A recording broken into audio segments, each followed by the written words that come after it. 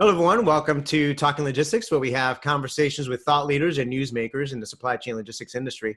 It's my great pleasure to welcome today's program, Eric Moriarty, who's Vice President at B-Stock Solutions. And today we're going to talk about dealing with holiday returns, the case for technology-based liquidation. So now we're just a few days away from Christmas here, and all the data suggests that we're in for another record year of e-commerce and online orders.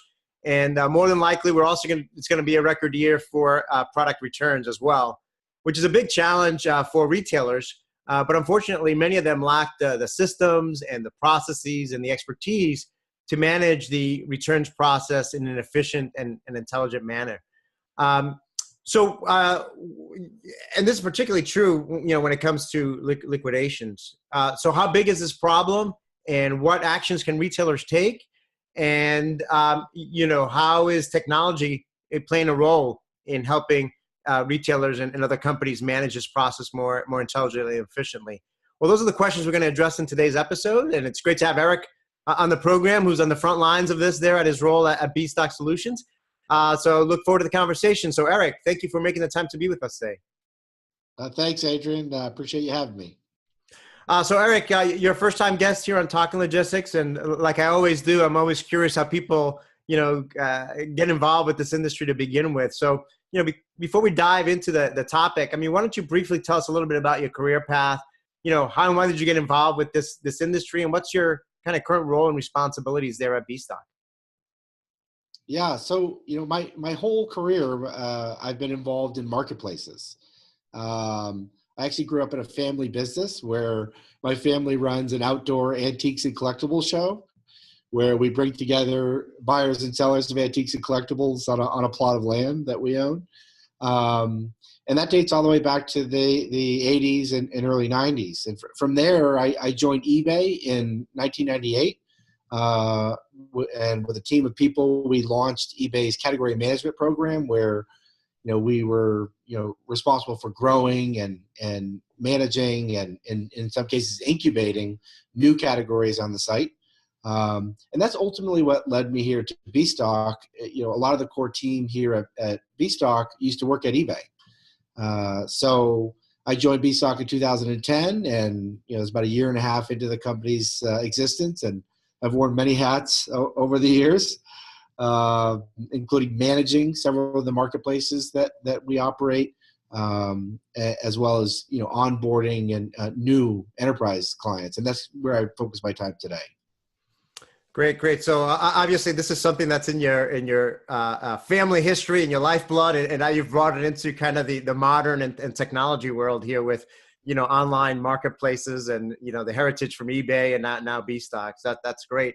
And this whole marketplace arena, obviously in the supply chain logistics realm has existed for a while as well, particularly with the whole .com, boom back in the late 90s, early 2000s. There were, a ton of marketplaces and exchanges that were going to completely transform and disrupt particularly the transportation industry. And a lot of those, went by the wayside. But those that, survived are those that I kind of tend to use a different terminology. I use it kind of an operating network or a community, that brings trading partners together to execute business processes in more efficient ways. And certainly, I think, what we're going to be talking about here is a good example of that. So let's go right into the topic. All the headlines right now about how retailers and the parcel carriers are kind of struggling to keep up with the record amount of online orders and deliveries, for the holidays. There was articles in the Wall Street Journal, I think it was just a week or two ago, about, UPS struggling. And then there was an article in Bloomberg about Walmart, and having record orders, but, that putting a strain on the network as well. But we all know that, that there's an equally big story to follow, and that is, dealing with all these, returns that are, part of the e-commerce story here. How big of a problem is this? It's really big, and it's growing every year. So there's a couple macro trends in retail right now that are acting as tailwinds to this growing customer returns problem. For one, trends towards e-commerce. So e-commerce has, in the neighborhood of a 30% customer return rate, whereas brick and mortar is closer to 10%. So as more and more people buy things online, the volume of returns coming back, after people originally purchased inventory, is going up. Additionally, the marketplace is really competitive. Things are really competitive out there. So companies are doing everything they can to capture the mind share of the customer. And one of those things is offering a really lax customer return policy. So these are just a couple of macro trends that are kind of acting as tailwinds. And the customer returns market is very large. And, during the holidays, it's probably about double it is during normal times. So somewhere in the neighborhood of $100 billion is going to come back after Christmas this year. So unless a company has an efficient and effective solution in place for dealing with that inventory, once it comes back, it's going to have a really negative impact on their bottom line. Yeah, I've seen numbers in that realm as well. I mean, you're really talking billions of dollars here. And I know, last year, I remember my daughter was, shopping for dresses for her junior prom, and she would order 3 or 4 dresses, that she saw online, with the expectation of finding that perfect one and then returning, all the other ones. So I think that's become kind of the norm, these days, is particularly with these, free shipping and very generous return policies that retailers have, right? That's exactly right. Or the ugly sweater that you get from grandma at Christmas, right? Companies are making it really easy for you to return these things, and people are. Now, are you seeing, returns? I mean, is it across all product categories, or do you see certain product categories being returned more? What's your sense there? Yeah, so it is across all product categories. Of course, some have higher customer return rates than others. Apparel is obviously right at the top of the list, but consumer electronics, all home and garden items, all kinds of inventory is actually returned from consumers. But it does vary depending on the category. Right. So what happens to all these products that get returned? I mean, what are some of the actions that retailers typically take? I mean, do they put it back on the shelf? Do they, send it to their outlet stores? Do they liquidate them? Yeah, all of the above. So there's a wide variety of things that companies do with this inventory once it comes back. Like you said, they can, process each unit one at a time and put it back on the shelf and sell it to a consumer. They might have negotiated a contract with their vendors so that they can return the items to the vendor once it comes back from the consumer, or they can liquidate it. So companies are using all of these channels. And one of the things that we're finding is that companies might be mismanaging their inventory once it does come back, because they're not factoring in all of the costs that go into some of these channels. So for example, if you take that item back and you put it back on the shelf, there's a lot of cost that goes along with that. You have to warehouse all that inventory. If it's an e-commerce transaction, you have to ship it to the customer. Customer service costs. So there's a whole bunch of costs that go into it that make the top line recovery that they're getting with that channel a little bit deceiving. Same with the return to vendor contracts. When they're negotiating return to vendor contracts to give them the right to return that inventory to the vendor and get 100% credit, they're really not recovering 100%. There's a lot of cost that the vendor is factoring in when they're pricing out their cost of goods sold. So what's happening is, because they're not factoring in some of the costs associated with these other channels, it's causing them to sort of misallocate inventory. And what we're finding is that particularly with some newer methods of liquidation out there that are actually increasing recovery for that channel, more and more companies are allocating inventory to the liquidation channel.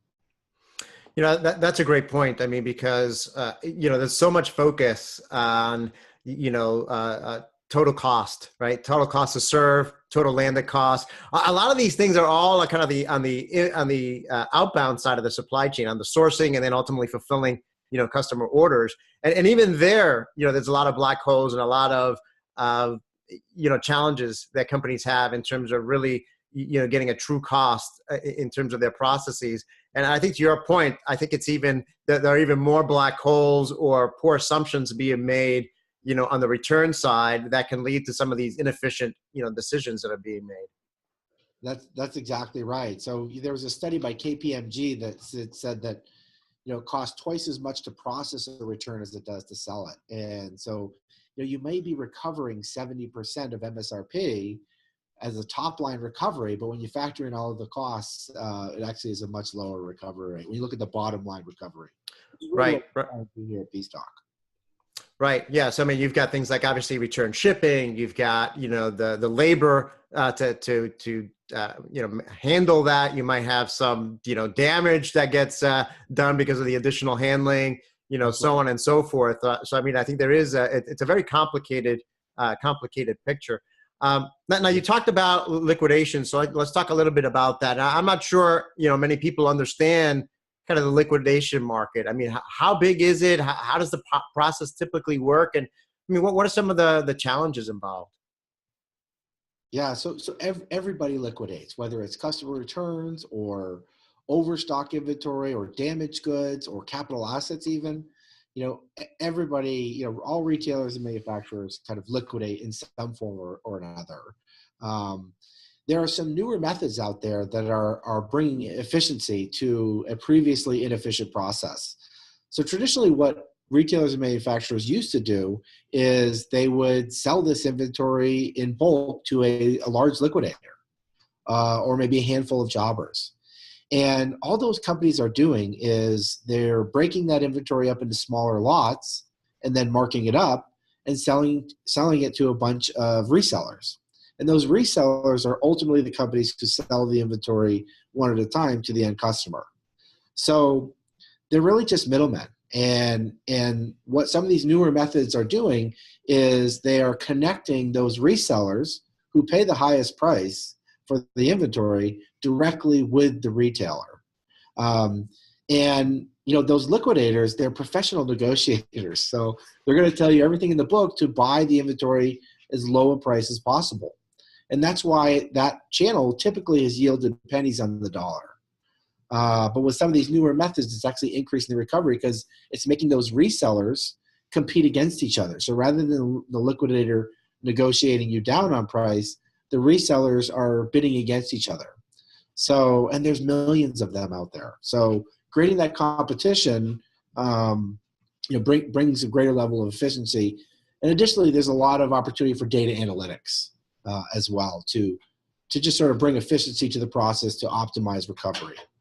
So as part of the, I mean, so if I hear you correctly, I mean, part of the challenge was, I mean, obviously you have all of these, thousands, if not millions of potential resellers out there. And I assume these could be, local retailer, mom and pop shops and others that, want to be able to sell this on a more, smaller scale, if you will. They may want to buy just a pallet of goods and things like that.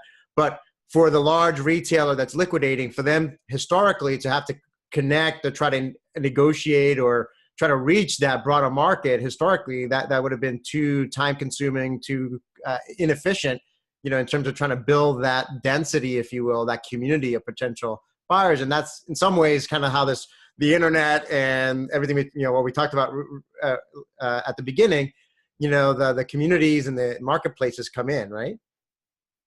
That's exactly right. So that's kind of how technology is being applied to the liquidation landscape, just like it's being applied everywhere else. So some of these newer methods, and there's lots of them. Bstock is one of them. But what they're really doing is they're automating a lot of those manual tasks that used to be done by phone, fax, and email. So it's just operational efficiency is one big component. And because it's an online auction marketplace, that's all automated too. So, when the resellers are placing their bids, it's just as easy to accept bids from 5,000 resellers through these online auction marketplace models as it is to manually process the bids of a handful of liquidators. So, in a lot of ways, what that's doing is it's democratizing the liquidation landscape, right? It's if you're the highest bidder, you're going to win the inventory. So, these are just a couple of the things that are going on that really bring efficiency to the previously inefficient process. And like I said, Bstock is one of those solutions. We operate private online auction B2B marketplaces for each individual client.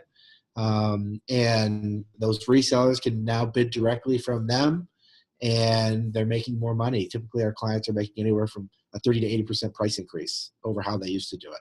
Well, yeah. So I want to get into, kind of what are some of what's the business case, or the, what metrics are impacted here. But staying with the technology a little bit, obviously you've got the marketplace as kind of being the foundation, and I assume that there's other types of technology. I mean, you mentioned data analytics and things like that. I mean, how is technology?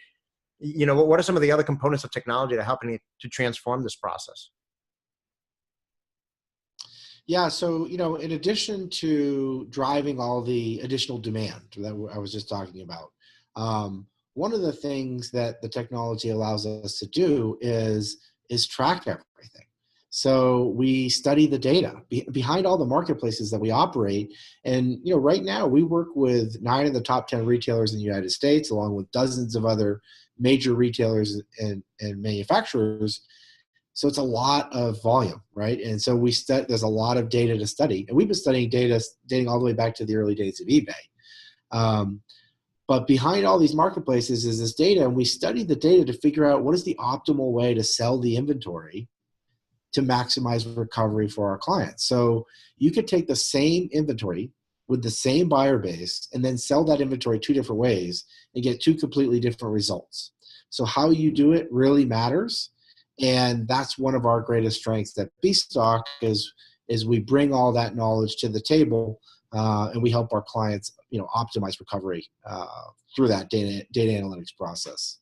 So is the kind of, with the examples you just talked about there, is it a question of using the technology to figure out, what to price this at, or kind of how big the lot size should be? I mean, how does that work? Yeah, all of those. So, we study all kinds of variables, behind all of the marketplaces that we operate. And we work with, 9 of the top 10 retailers in the US, along with dozens of major manufacturers and retailers. And behind all the marketplaces that we run is an enormous amount of data. So we study that data to figure out, what is the optimal way to sell the inventory to maximize recovery for our client. So just to give you a couple of examples, we have one client who sells apparel, and the data suggested that if we broke out the children's clothing from the men's and women's clothing, that they would get higher prices. And when we did, prices went up 33%. So they were previously selling it all jumbled together. When we broke it out separately, prices went up. All we changed was how it was the same buyer base, same inventory. All we changed was how it was being sold. Another client, sells food and sundries. They used to sell them mixed together. When we broke the inventory out into 2 separate lots, one with food, one with sundries, prices went up 77%. So these are significant price increases when all you're doing is changing, how you're doing it. And it's not just about increasing prices. We have some clients who are really benefiting from increases in velocity. So, all the demand that I was telling you about before that we bring to the table, what that enables our clients to do is actually drive more volume through the pipe, so to speak, and without sacrificing recovery, because the demand base can handle the increased volume. So we have one client who's actually been able to shut down 2 of their warehouses, and they now move all of the inventory through just one of their warehouses. So these are just a couple of examples of how, leveraging data to optimize recovery and really optimize the whole channel is, one of the key things that we do at Bstock. Yeah, those are some great examples, and it's kind of getting to kind of what was going to be my next question. So I don't know if you had more to add to that, but my next question was going to be, ultimately, what's the business case here, right? Which metrics are impacted? So if I'm going to, talk to the CFO or CEO of my company, I mean, what's the key takeaway here from a business case standpoint? Yeah, so there's all kinds of value that these solutions provide. Operational efficiency. They bring buyer diversity to the equation. They actually create brand control, a greater level of brand control. But the number one metric is it making them more money versus their old way of doing it? at the end of the day, if they're not making more money, it's not worth it. They should really be making more money versus how they used to handle this type of inventory. Great. Like I said, fortunately for us, it works. Our clients are getting typically 30 to 80% price increases when they switch to our solution. Yeah, money talks, right? At the end of the day, and if you can boil it down to dollars and cents, and you can prove the value proposition there, I'm sure that it's not that difficult to get the CFO or the CEO on board to move along and improve their existing liquidation process. Eric, we're running short on time here, so I'm just going to go right to my last question here. As a way to wrap up, I mean, what questions should supply chain logistics executives or those that are responsible for, liquidation, ask themselves to assess whether their, current approach to liquidation is as effective as it should be?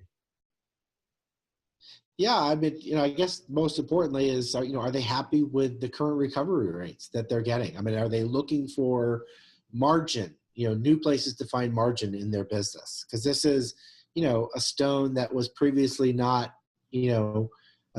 turned over to look for margin, and there's newer methods out there that are making this a much more higher recovery channel than it used to be. So, the other thing I would say is, do they have a small number of buyers and are those buyers constantly negotiating them down in price? Because ultimately that's what those companies do. That's how they make money. So, if any of these things are issues for them, they should be looking at some of these newer methods of liquidation out there, because really successful companies are having a lot of success with it. No, great points. And, I'm wrapping up my supply chain logistics predictions for 2018. I'm sure you'll be happy to know that one of my predictions is that companies will take a smarter approach to product returns and liquidation in 2018, because of all the statistics that we talked about earlier, and how big of a challenge and problem this is, and how big of an opportunity is if they do it right. So, we've come to the end of our time here. And like I always say, we always just manage to scratch the surface on the topics that we talk about. But I think you provided some great insights and advice and food for thought on this topic. So again, thank you very much for making the time to be with us today. Thank you, Adrian. I appreciate it. And I want to thank those of you that joined us. If you are watching this episode on demand at the B-Stock Solutions website or on Talking Logistics, and you've got a question or a comment for Eric, you can post it there, and I'm sure that he'll be more than happy to respond via that medium. Again, thank you all, and look forward to seeing you in a future episode of Talking Logistics. Have a great day.